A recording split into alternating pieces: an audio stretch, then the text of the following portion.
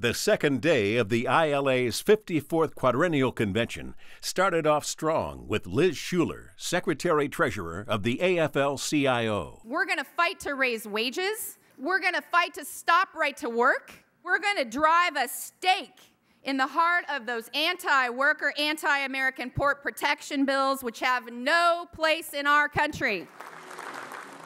The Honorable George Cohen, former director of the Federation Mediation and Conciliation Services, praised the ILA.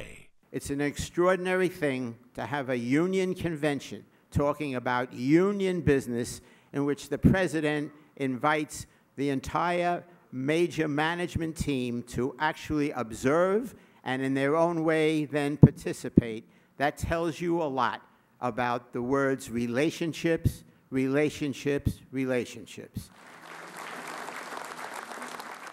He's the reason we didn't go on strike. He's the reason that we got the best master contract in the ILA.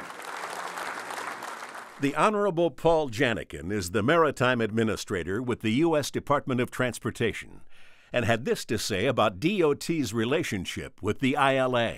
Ports, management, and organized labor are some of the most central components of that strategy. And we're going to need to make sure that you help us as we get ready to issue those strategies that support the right actions to make sure that organized labor continues to be a crucial part of our American port system. Charles Volante, president of the New Jersey AFL-CIO, talked politics. You've got a great organization. The business people have the dough. They've always had it. We've got the members.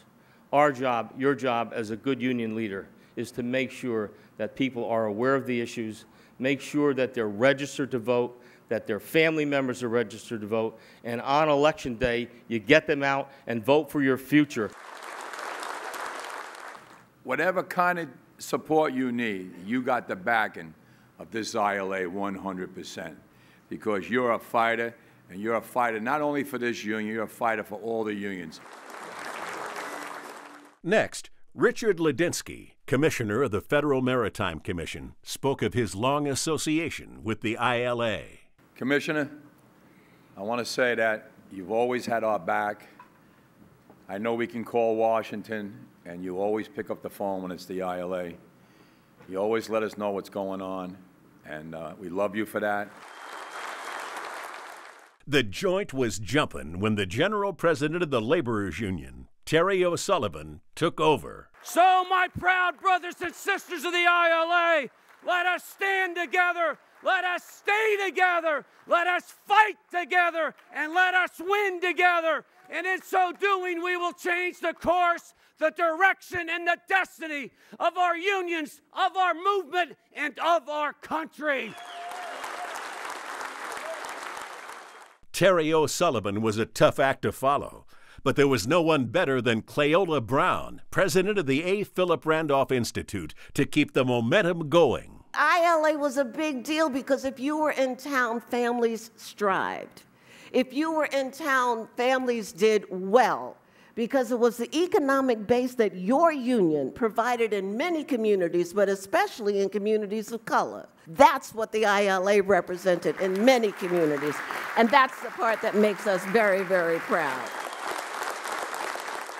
Larry Cohen, retired president of the Communication Workers of America, inspired the room to work together and unite. How do we learn to work better together? And how do we act every day? That what we do when we're under attack is we stand up and we fight back. Thank you, ILA. Before the morning session closed, the Honorable Dr. David Hall, president of the University of the Virgin Islands, took the stage. Poverty anywhere is a threat to prosperity everywhere. And uncontrolled social despair anywhere is a threat to labor movements everywhere.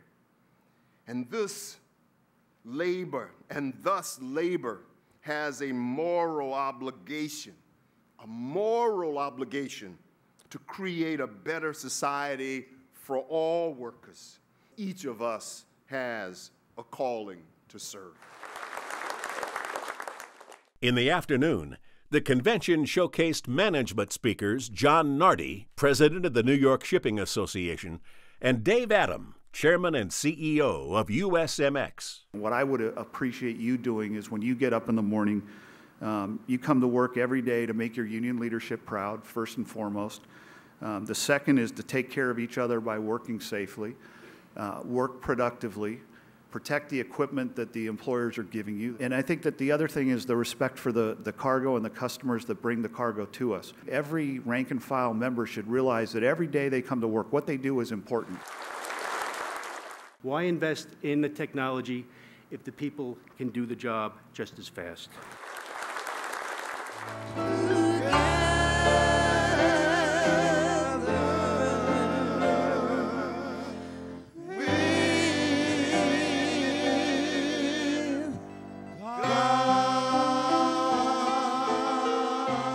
Day 3 starts now.